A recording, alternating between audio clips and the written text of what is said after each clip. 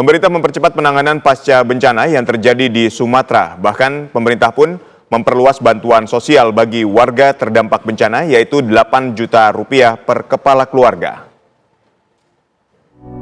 Pasca bencana banjir bandang dan tanah longsor di sejumlah wilayah di Aceh, Sumatera Utara, dan Sumatera Barat, hingga kini proses pemulihan masih terus berlangsung.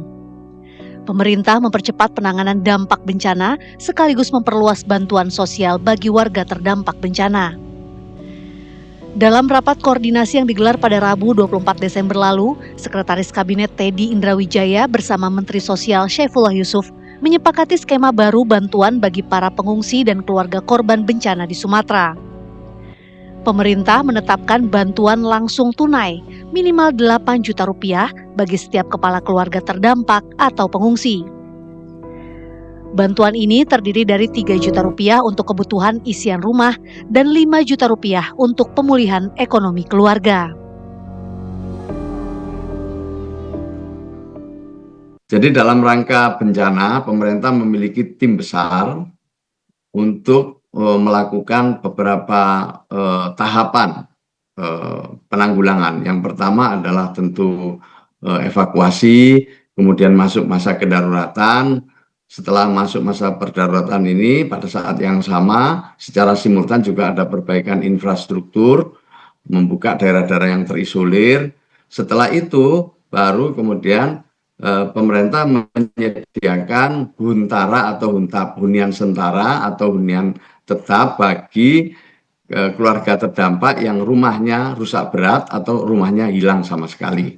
Nanti setelah huntara ada, setelah huntaranya ada atau huntapnya ada beberapa bantuan yang diberikan untuk memulai hidup di huntara atau di hunian tetap itu. Dari Kemensos ada beberapa program, ya, yang program dukungan setelah berada di hunian sementara atau hunian tetap. Yang pertama, ketika keluarga masuk ke hunian sementara atau hunian tetap itu, ada bantuan untuk membeli isian rumah, ya, yang diberikan secara tunai untuk membeli kebutuhan perabotan rumah misalnya, ya, sebesar 3 juta rupiah per keluarga. Setelah itu, ini juga sesuai dengan Permensos yang lama, ada bantuan jaminan hidup sebagai dukungan pemenuhan lauk pauk saat tinggal di huntara atau di hunian tetap.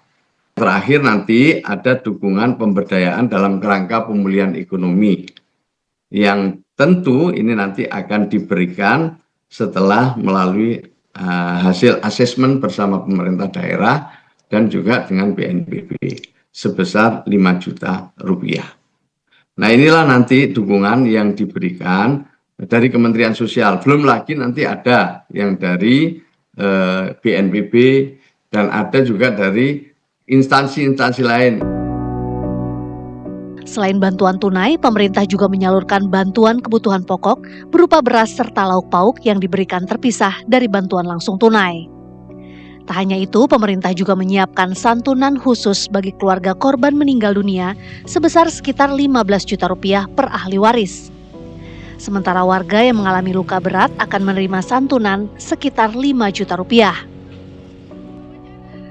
Seluruh bantuan dan santunan akan disalurkan langsung oleh Kementerian Sosial berdasarkan data dan persetujuan dari Bupati atau Wali Kota setempat.